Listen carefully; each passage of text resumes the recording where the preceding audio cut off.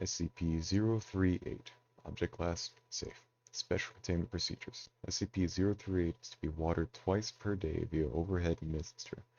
Should the mister break for any reason, attendees should water SCP-035 by hand until it has been fixed. Lighting is provided to the computer-controlled lighting array. Attendees watering SCP-038 by hand and maintenance personnel fixing mister or lighting should wear a hazmat suit to prevent accidental cloning. SCP-038 was found in an abandoned farm in Redacted, New York in 19redacted. It was at first thought to be a common apple tree, however upon closer inspection, it became apparent that SCP-038 was growing things other than apples and in fact other than fruit. SCP-038 has the ability to clone any object that touches its bark. Objects begin growing almost instantaneously and react to maturity within a matter of minutes. A weight limit of 90.9 kilometers, 200 pounds, per object has been previously recorded. Objects that SCP-038 has thus far cloned include apples, oranges, watermelons, eggplants, candy bars, snack foods, see Addendum 1, televisions, toasters, laptops, keys, see Addendum 2, chairs, wine, DVDs, CDs, see Addendum 3, cats, dogs, and people. Human and animal clones through SCP-038 is not recommended as they appear to age quickly. The majority of the clones live an average 2 weeks. After a thorough examination of the deceased clones, it has been determined that they began to ferment before death. Object is currently held in Site-23 and there are currently no plans to move it.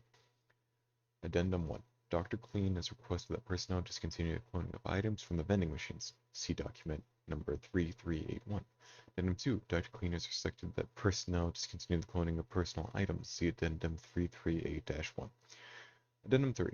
Dr. Clean has requested that personnel discontinue the cloning of movies and music. See Addendum number 3381. Addendum 4. Dr. Clean has requested that personnel discontinue the cloning of cans of Miller, Budweiser, and Foster's. Dr. Clean has furthermore expressed commentary disapproval for the quality of such cloned items.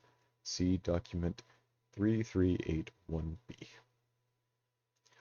Document 3381. I would like to remind all personnel that SCP-038 is not, I repeat, not a toy. It should not be used for cloning car keys, movies, music, or items from the vending machine. If this behavior continues, I'll be forced to limit access to SCP-038. Dr. Clean. Document 2. It's been noted that SCP-038 is able to clone SCP-500. However, such pills only work 30% of the time, with chance of success healing dropping at a time since clones increased.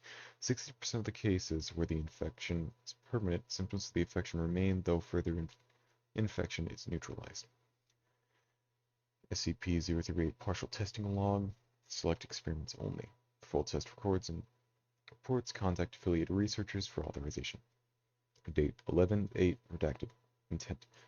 Confirmation of mass limit, investigation into consequences of exceeding limit. Summary of test results. 400-pound steel ingot was made contact with the outer bark of SCP-038, chamber evacuated as a precaution. Cloned ingot grew at typical speed, but growth halted abruptly short for completion. Examination at the end of the boarded fascicle revealed a rough texture superficially resembled miniature scale tree bark. Item detached from SCP-038 as typical and was subsequently found to weigh 90.91 kilograms or almost precisely 200 pounds. Date 11/8 redacted. Intent. Investigation into duplication of non-biological animate material. Summary of test results. SCP-173 deemed a suitable test subject caused the lack of verifiable life processes. Introduction to the containment chamber by Class D personnel. Contact made with the outer bark of SCP-038 and SCP-173.